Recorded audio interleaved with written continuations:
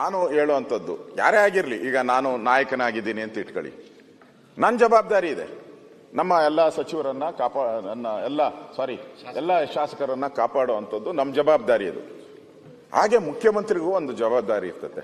ಒಬ್ಬ ಮಂತ್ರಿ ಹೇಳಿದ್ರೆ ನಾನು ಏನೋ ತಪ್ಪಿ ರಾತ್ರಿ ನಿದ್ದೆ ಮಾಡೋವಾಗ ಏನೋ ಜ್ಞಾಪಕ ಇಲ್ದರೆ ಬಂದು ಹೇಳ್ಬಿಟ್ಟವ್ರೆ ಅಂತ, ನಾನು ಅಧ್ಯಕ್ಷರೇ, ಮತ್ತೊಬ್ಬ ಮಂತ್ರಿ 2 ಬಾರಿ ಯತ್ನ ನಡೆದಿದೆ, ನಮ್ಮ ಪಕ್ಷದವರ ಕೈವಾಡ ಇರಬಹುದು.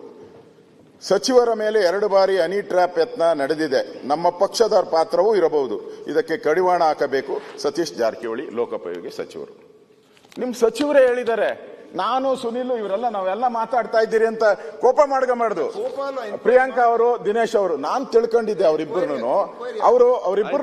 ನನ್ ಗೌರವ ಇದೆ ಅವರಿಬ್ಬರ ಬಗ್ಗೆ. ಅವರು ಬಿಜೆಪಿ ಅವ್ರನ್ನ ಅಟ್ಯಾಕ್ ಮಾಡ್ತಾರೆ ಅಂತ ನಾನು ತಿಳ್ಕೊಂಡಿದ್ದೆ ಇಷ್ಟು ದಿನದಿಂದ.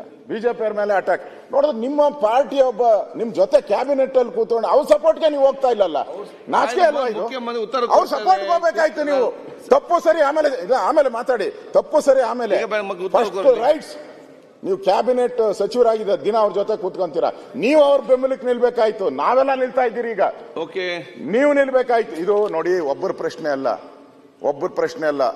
ದಯವಿಟ್ಟು ಅವರೇ ಹೇಳಿದಾರೆ ಅಲ್ಲಿ ಸದನದ ರೆಕಾರ್ಡ್ ಔಟಿದೆ ಅಧ್ಯಕ್ಷರೇ.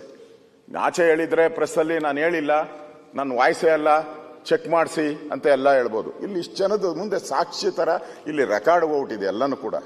48 ಜನ ಇದ್ದಾರೆ ಅಂತ ಹೇಳಿದ್ದಾರೆ, ಜಡ್ಜ್ಗಳಿದ್ದಾರೆ ಅಂತ ಪತ್ರಿಕೆಯಲ್ಲಿ ಬಂದಿದೆ, ಕೇಂದ್ರದ ನಾಯಕರಿದ್ದಾರೆ ಅಂತ ಬಂದಿದೆ.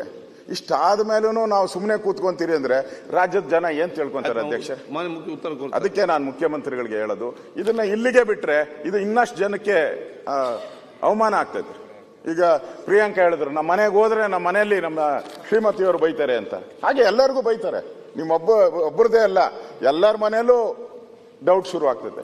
ಅದಕ್ಕೆ ನಾವು ಮುಖ್ಯಮಂತ್ರಿಯಿಂದ, ಯಾಕಂದ್ರೆ ಇಲ್ಲಿ ಆಗ್ತಾ ಇರುವಂತದ್ದು ಒಬ್ಬ ಹಿಂದುಳಿದ ವರ್ಗದ ನಾಯಕ, ಅವನು ಮುಖ್ಯಮಂತ್ರಿಗಳು ಹಿಂದುಳಿದ ವರ್ಗದವರು. ಅವ್ರನ್ನ ಸೇಫ್ ಮಾಡಿಲ್ಲ ಅಂದ್ರೆ ನಾಳೆ ಬೀದಿಗೆ ಬಂದ್ಬಿಡ್ತಾರೆ ಎಲ್ಲರೂ, ಪರಿಶಿಷ್ಟ ವರ್ಗ ಬೀದಿಗೆ ಬಂದ್ಬಿಡ್ತಾರೆ ಎಲ್ಲರೂ. ಅದರಿಂದ ಮುಖ್ಯಮಂತ್ರಿಗೆ ನಾನು ವಿನಂತಿ ಮಾಡ್ತೀನಿ, ನ್ಯಾಯಾಂಗ ತನಿಖೆಗೆ ಆದೇಶ ಮಾಡಿ ಅಂತ.